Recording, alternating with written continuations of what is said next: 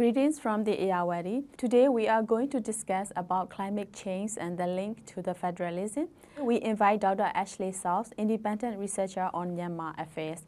Dr. Ashley has been working on Myanmar issues, ethnic political issues, education and humanitarian issues, as well as federalism and climate change. Lately, climate change research. He has been working on Myanmar for 30 years.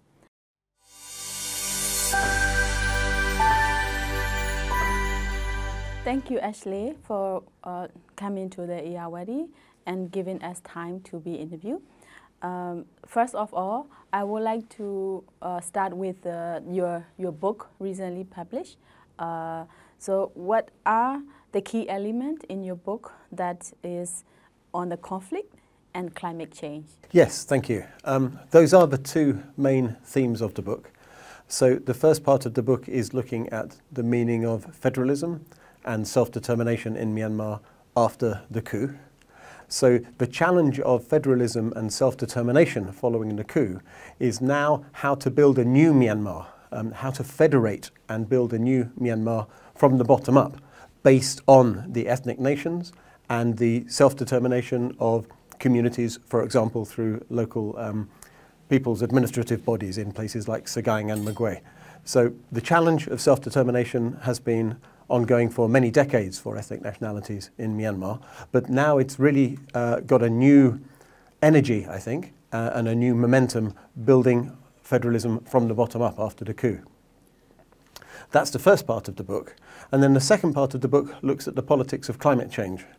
So I begin by outlining the impacts that we can already see in Myanmar and the projections for future climate change impacts.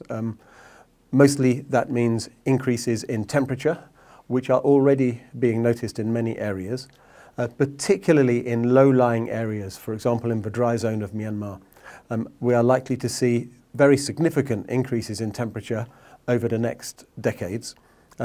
Farmers and other people are beginning to notice those temperature increases already, and it seems likely that within 10 years, maybe less, that there will be very serious impacts on food production, and maybe this will drive quite large-scale forced migration. So increased temperatures are one thing.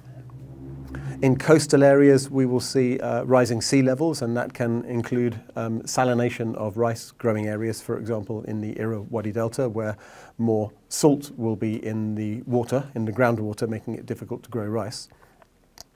And then the other impact of climate change is flooding. So we see already that roughly the same amount of rain is falling every year, but it's falling in a shorter period of time and also more unpredictable. So for farmers it's very difficult to know when they should plant their crops, when they should harvest their crops because of the changing rainfall patterns. And because the rain is falling in a shorter period, we get widespread flooding, which also has a big impact on agriculture. Very serious impacts in a country like Myanmar, which is so dependent on agriculture. And then the next step where I link together the climate change issues and the politics is around, well, what can and should political authorities be doing? And here we're looking at adaptation and mitigation. So adaptation activities which need to be led by farmers, really. This is about how can farmers, how can communities, how can political authorities change their practices and behaviour to adapt to climate change. So that could mean new varieties of rice, different cropping techniques, maybe introducing different types of dam and water technologies to try and limit flooding and control flooding. These are different examples of adaptation. And then the final part of the book is looking at mitigation. So this is the role which forests play in carbon drawdown, taking carbon dioxide out of the atmosphere, putting it under the ground and replacing that with oxygen. So we know that protecting forests and reforestation activities are really very cost-effective way of mitigating climate change, of reducing carbon dioxide in the atmosphere. We know that the best remaining forests in mainland Southeast Asia are in Myanmar, particularly in upland ethnic nationality populated parts of the country.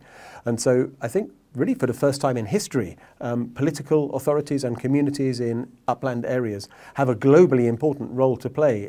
By protecting the natural heritage, the forests, they can contribute towards mitigating climate change and reducing climate change locally, but also globally.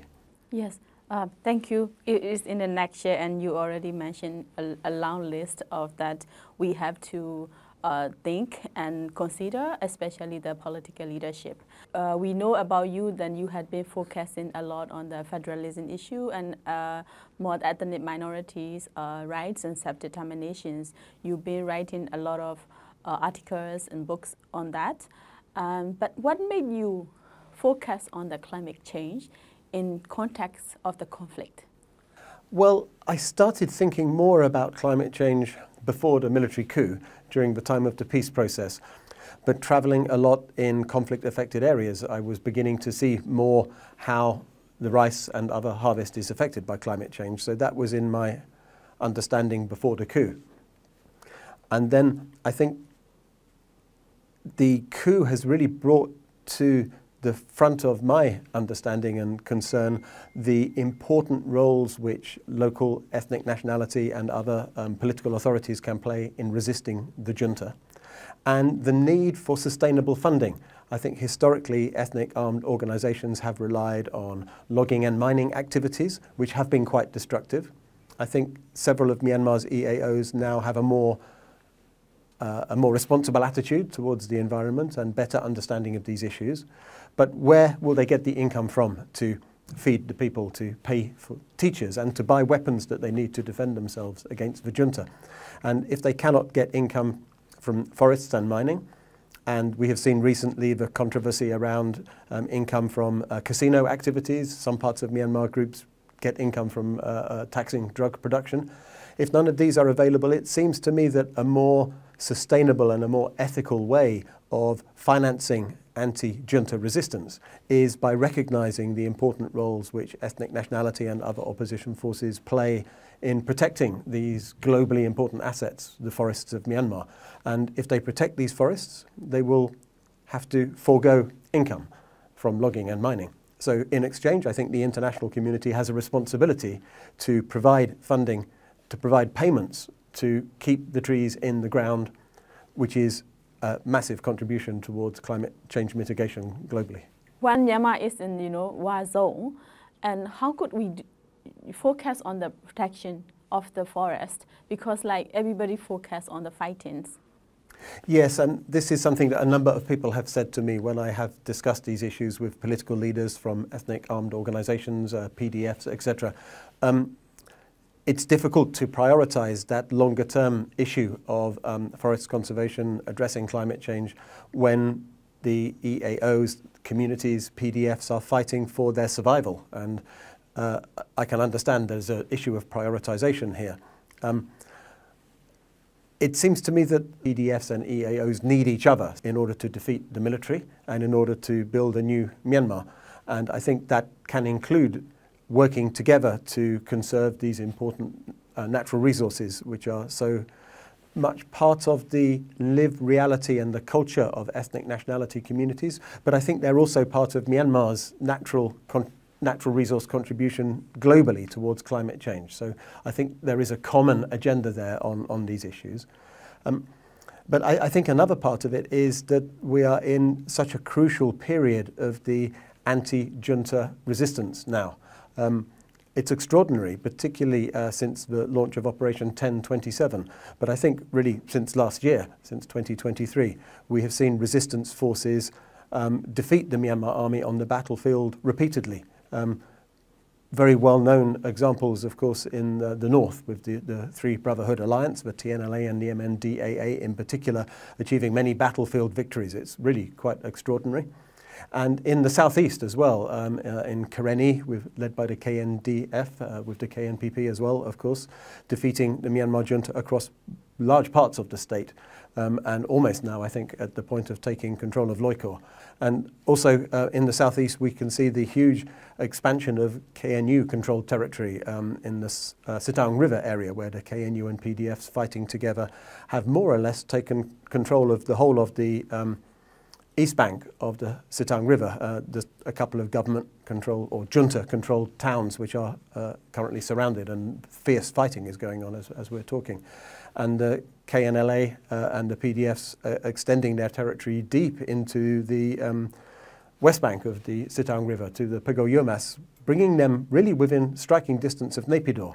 There are huge airstrikes now being launched, not only against resistance forces, but against civilian communities. I think across the Sitaung River Valley, across Karenni, there are hundreds of abandoned and deserted villages where the Myanmar Army and Air Force has been striking against civilians, not just against armed groups.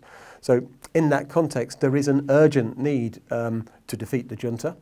And there are many different strategies, of course, which can be used. So I think at a minimum, what is required for humanitarian protection is anti-drone technology, which should urgently be provided to anti-junta forces. But more than that, I think what they really need is proper air defences, and that support is needed right now. So I think there is a basic justice calls for greater support to those forces, ethnic armed organisations, PDFs, etc., who are struggling against the junta.